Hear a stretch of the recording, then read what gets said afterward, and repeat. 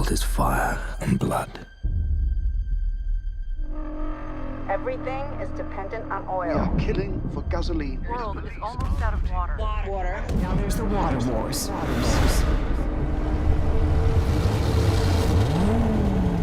Here they come again.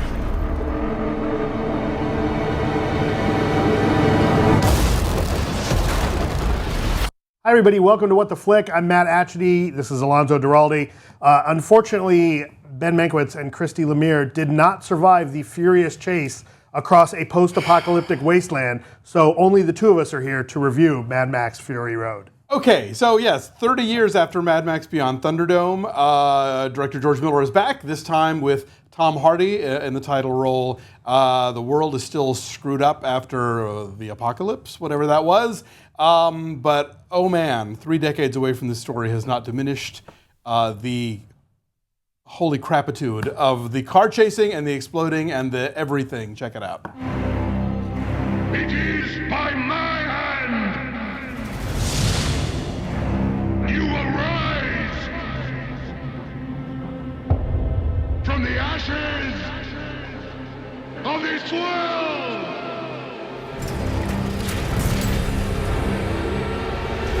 We are not things. We are not things. Where is she taking them?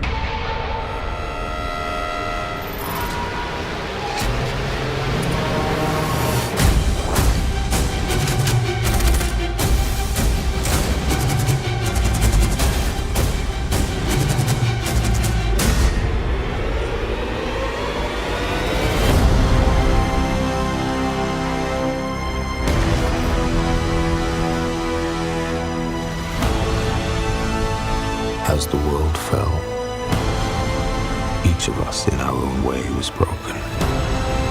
It was hard to know who was more crazy. Me or everyone else.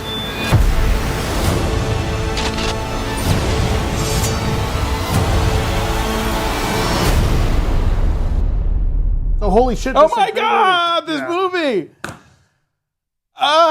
You know, those of us that cover the entertainment industry, Sure. when you see a movie get delayed and sit in the can and go back for reshoots, that's never a good sign. That's almost always means like, oh, it's a dog, it's not gonna come out. That's why I try not to read that stuff. Yeah, there's a whole cottage industry on covering production. Sure. And this movie, everything has been arrayed against them. You know, they've talked about they were going to shoot it and it was delayed by 9/11 because the dollar dropped against the Australian dollar and it was too expensive to shoot. And then they had to delay because there was too much rain in Australia and the outback was covered with flowers and so they couldn't shoot.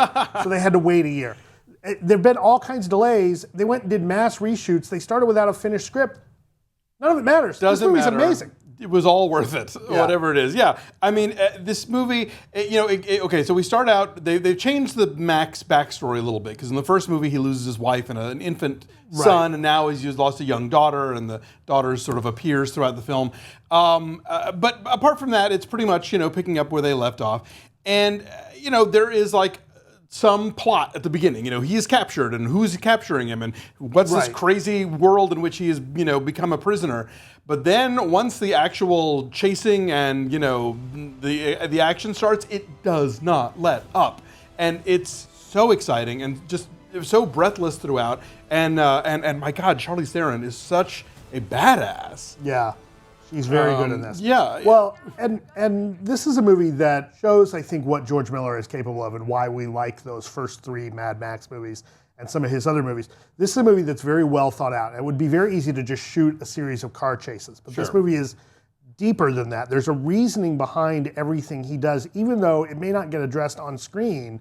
He's said in Q&As when people will ask him about things, he will explain the thought that goes into that, and I think that makes a difference for the plot here and for the story that's being told. Now, I'm not quite as positive on this as you. I'm a little bit less because I feel like this almost doesn't need to be a Mad Max movie.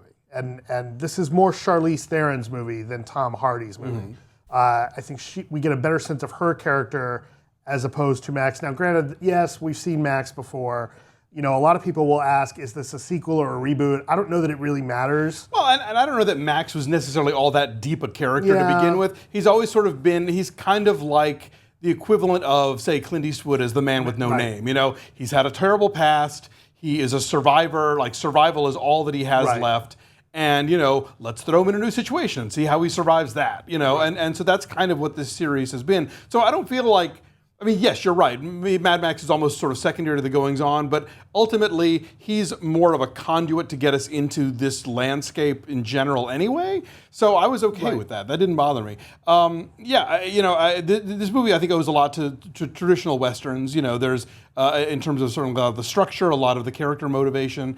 There are callbacks, that sort of thing. But there's just so much here that is so vibrant and new. And we've seen so many movies of CG, and that can be really fun. I mean, I love the Furious movies. I love the Avengers movies to an extent. You know, but this one, while I'm sure there is tons of CG going on, there is so much of it that feels so direct and human and relatable in your face of people, you know, just right up there doing dangerous stuff, and it looks like they're right in the middle of it, and it doesn't feel like there's that filter of safety that you get from a lot all of the stuff that matters is all practical. All of the driving, all of the stunts are all practically shot, and by practical I mean there's people in those cars flipping them over and blowing them up, and that makes a huge difference. It makes it so much more visceral, and it makes you feel that more. Now, in one of the Q&As that I've seen with George Miller, the director, he's talked about how he likes testing movies in front of an audience, and he said, you know, early on they figured out that they had the first half of the movie, but the second half needed some work. I think the second half still needs a little bit of work. Like, where the story goes, they make a decision, you know, to start off the third act that I didn't really buy and lost me a little bit, but they execute what they're doing well enough that I was okay with it. I don't want to spoil anything. I say we'll have to talk about this off camera because I don't know what you're talking about. I don't know. To me, I thought it developed in an interesting way. You get to certain points where you kind of think you know what's going to happen, and then it kind of goes into other directions. As has been pointed out, this is very much a feminist action movie in terms of not just Charlize Theron, but you have women playing a lot of key roles in the film. I want them back! They're my property!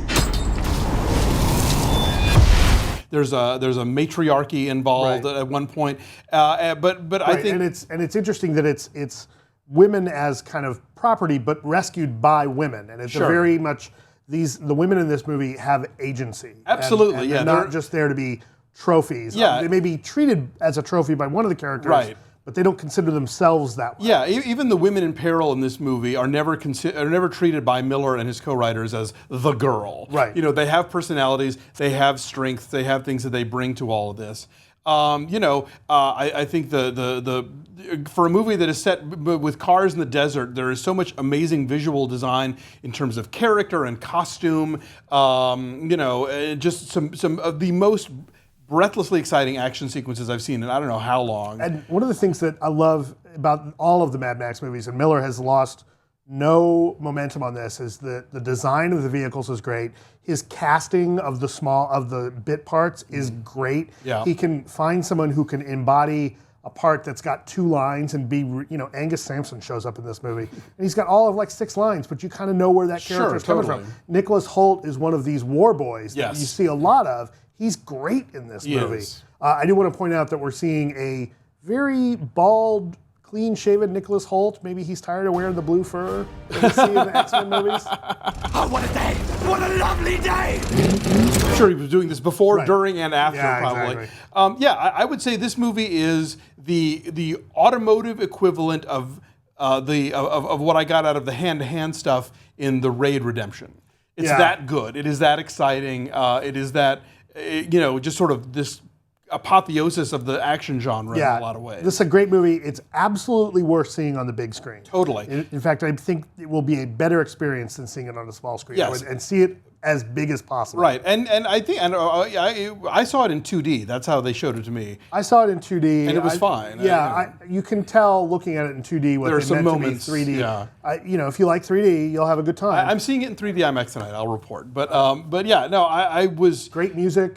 Yes. Yeah. Junkie XL did the score, and it's not what you would expect in terms of, there are moments of it being kind of techno sounding, but then there's also like the big sort of orchestral moments as well. Right.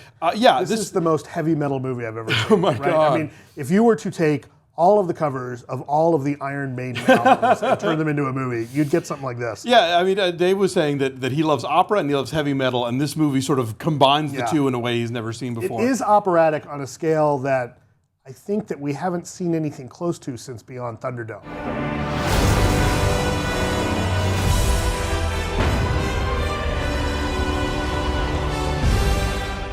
I think that, yes, you could argue that Road Warrior is, but I feel like Road Warrior is a little bit of a smaller... And that was before Thunderdome. Right, a little bit of a smaller movie than Thunderdome is. Sure. Yeah, no, this is sprawling and epic and exciting, and I'm a big fan. I give it a 9.5, and you? I give it a 7.5. All right. 7, still good. So our average is an 8.5. It's a 99% on the tomato meter. Yes. Pretty much, we are speaking as one on this one. So yeah, if you have even an inkling that this is the kind of movie that you will like, it will be. And even if you are thinking, maybe not so much, you might check it out. Because believe me, I was not expecting to be this blown away by this movie. It's extraordinary.